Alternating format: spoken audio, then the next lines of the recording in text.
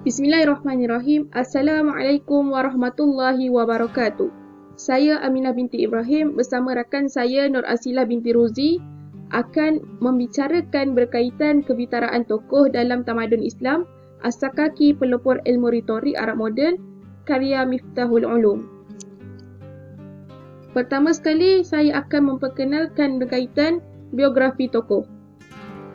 Nama tokoh ialah Sirajuddin Abu Ya'qub Yusuf bin Muhammad bin Ali As-Sakaki. Beliau dilahirkan di Khwarizmi, yakni negara Republik Uzbekistan. Tahun kelahiran beliau adalah pada tahun 555 Hijrah dan beliau meninggal pada tahun 626 Hijrah. Beliau digelar dengan gelaran As-Sakaki. Kepakaran beliau dalam bidang balaghah. Karyanya yang terkenal merupakan kitab Miftahul Ulum.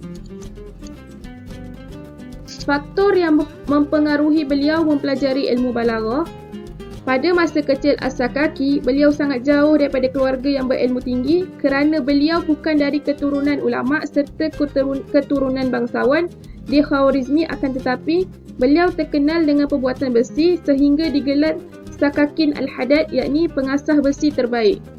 Adapun As-Sakaki Al-Hadad, kerana telah terbiasa dalam keluarga yang bekerja keras, beliau pun membesar menjadi penempah besi yang handal. Beliau mampu membuat dan menempa besi sesuai dengan keinginan para pelanggannya. Masa lalunya sebagai penempa besi dilalui selama hampir 30 tahun tanpa menikmati sekolah pendidikan formal seperti kebanyakan pelajar normal lainnya. Suatu hari, beliau membuat satu bekas pena yang betul-betul indah. Beliau bermaksud memberikannya kepada seorang raja, iaitu Raja Ail Arsalan bin Atas. Ketika hadiah itu diserahkan kepada raja, baginda sangat gembira dan begitu mengagumi hasil karyanya itu. Kata-kata pujian pun terlontar dari mulut baginda. As-Sakaki merasa sangat tersanjung. Hingga kemudian masuklah seorang lelaki hendak bertemu dengan raja. Sementara As-Sakaki masih berada di ruangan itu. Setelah melihat tetamu tersebut, raja meletakkan hadiah pemberian As-Sakaki serta-merta. Baginda bangkit dari singgasananya dan menyambut lelaki itu dengan penuh hormat. Dengan penuh hormat pula raja mempersilakannya duduk. Melihat itu, As-Sakaki bertanya kepada raja, siapakah gerangan lelaki itu? Dan dijawab oleh raja bahawa tamunya itu adalah seorang ulama. As-Sakaki berfikir dalam hatinya, betapa beruntungnya lelaki tersebut. Seandainya beliau seorang ulama, tentu lebih mudah memperoleh kemuliaan dan penghargaan yang selama ini sangat beliau dambakan. Seketika itu juga, As-Sakaki memutuskan untuk menjadi seorang ulama dan beliau memilih meninggalkan pekerjaannya sebagai tukang besi. Kemudian As-Sakaki mendatangi seorang guru, iaitu Sadid ad-Din Al-Hayati, dan mengutarakan niatnya ingin berguru dengan guru tersebut. Malangnya, As-Sakaki tidak memiliki latar pendidikan apapun dan beliau harus belajar dari peringkat rendah. Beliau dimasukkan ke dalam kelas murid-murid yang berusia 7 hingga 10 tahun walaupun beliau sudah berumur 30 tahun. Pada suatu kelas, gurunya menjelaskan, Syekh berkata, kulit anjing itu menjadi suci dengan cara disamak. Namun, ketika As-Sakaki diminta untuk mengulangi apa yang diucapkan oleh gurunya, beliau malah mengatakan, anjing berkata kulit Syekh itu menjadi suci dengan cara disamak. Tentu saja jawapan itu mengundang tawa teman-teman kecilnya. As-Sakaki putus asa dan memutuskan untuk kembali menjadi tukang besi. Tapi di perjalanan, beliau melihat seketul batu yang keras. Tampaklah batu itu berlubang-lubang bekas kesan tetesan air yang jatuh ke atas batu itu. Dari apa yang dilihatnya itu, As-Sakaki mendapatkan pelajaran berharga. Hatiku tidaklah keras dibandingkan batu ini, namun mengapa pula tidak mampu ditembus oleh ilmu dan pelajaran. As-Sakaki pun kembali lagi ke sekolah dengan tekad yang baru dan semangat yang berkobar-kobar. Sehingga Allah pun akhirnya membukakan baginya pintu-pintu ilmu pengetahuan dengan mudah. Assalamualaikum warahmatullahi wabarakatuh. Saya Nur Asilah binti Rozi, pelajar University Science Islam Malaysia, USIM. Terima kasih kepada rakan seperjuangan saya, Aminah binti Ibrahim sebentar tadi. Saya pula akan menerangkan mengenai guru-guru dan anak murid As-Sakaki. Menurut rujukan yang ada, As-Sakaki mendapat ilmu daripada Sadr ad-Din al-Khayyati, Ibn Sa'id al-Harisi dan Muhammad bin Abdul Karim al-Turkistani. Tiada rujukan yang menyebut tentang murid beliau melainkan hanya seorang sahaja, iaitu Mukhtar bin Mahmud bin Muhammad Az-Zahidi yang dikenal dengan panggilan Najmuddin. Beliau adalah pengarang kitab Syarah Al-Quduri. Kitab Miftah al-Ulum merupakan salah satu karya daripada As-Sakaki.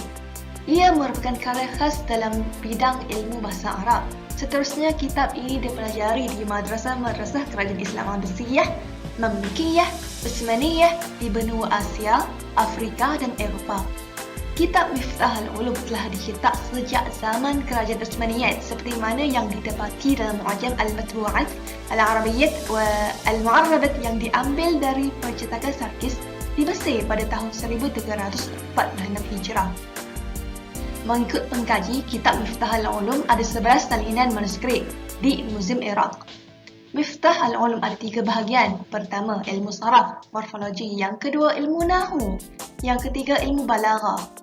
Kitab Miftah al-Ulum telah menarik perhatian ulama-ulama semasa dan selepasnya untuk diringkaskan, disyarahkan, dikupas supaya pembaca lebih memahami isi kandungannya. Sebahagiannya ialah Al-Fawaid Al-Qiyasiyah fi Ulum al-Balaghah oleh Ibn al-Iji. Seterusnya, Syarah Talkhis al-Miftah At-Taftazani oleh Mas'ud bin Umar Abdullah. Ketiga, Syarah Al-Qism al-Thalith min Miftah al-Ulum oleh As-Sayyid Al-Sharif Abil Hasan Muhammad Al-Jurjani. Akhir sekali, Miftah al-Miftah li Qutbuddin Muhammad bin Mas'ud Ash-Shirazi. Kitab ini merupakan salah satu daripada kitab syarah Miftah al-Ulum, iaitu Talkhis al-Miftah oleh Abu Abdullah Muhammad bin Abdul Rahman Al-Khatib Al-Qazwini.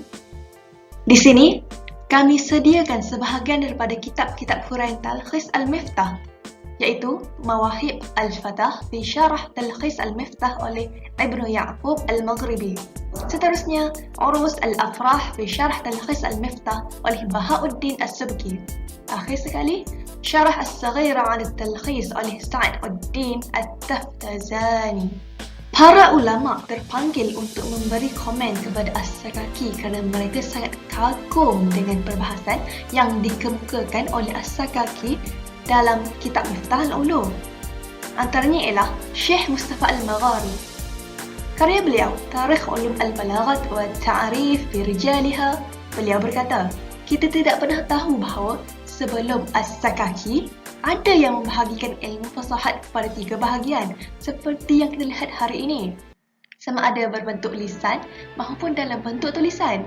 Ada pun penulisan tentang balaghah sebelumnya seperti kitab As-Sana'atain karya Abu Hilal al-Askari tidaklah selengkap apa yang dikemukakan oleh As-Sakaki. Seterusnya, Yaqut al-Hamawi, karya beliau Mu'jam al-Udaba. Beliau berkata, Yusuf bin Abu Bakar bin Muhammad Abu Ya'qub As-Sakaki dari ahli Al-Khawarizmi, Uzbekistan adalah seorang yang sangat alim dan imam, iaitu orang yang diikuti dalam bidang bahasa Arab, ma'ani, bayan, kesusasteraan, arud, puisi, ilmu kalam, iaitu akidah dan fiqah. Beliau menguasai pelbagai bidang ilmu. Beliau menyusun kitab Miftah al-Ulum yang mengandungi 12 bidang ilmu. Walau bagaimanapun, beliau tidak menyenaraikan 12 bidang ilmu yang beliau sebutkan itu. Dengan ringkasan dan huraian di atas menunjukkan bahawa kitab Miftah al-Ulum mempunyai pengaruh besar dalam pemikiran para ulama balaghah selepasnya. Bahkan, ringkasan kitab Miftah al-Ulum yang ditulis oleh Al-Khatib Al-Qazwini, iaitu Talkhis al-Miftah, mendapat perhatian yang besar sehingga ia diulas oleh sejumlah para ulama lainnya. Laqad intahayna taqdimana. Syukran ala isra'ikum wa intibahikum wa istima'ikum. Sekalung perhargaan dan terima kasih kepada Pusat Kajian Bahasa Arab dan Tamadun Islam kerana menganjurkan program ini. Dan tidak dilupakan juga pensyarah kami, merangkap penyelia, Dr. Nuhasma binti Muhammad Sa'ad. Saya akhiri bicara saya dengan wabillahi taufiq wal hidayah. Wassalamualaikum warahmatullahi wabarakatuh.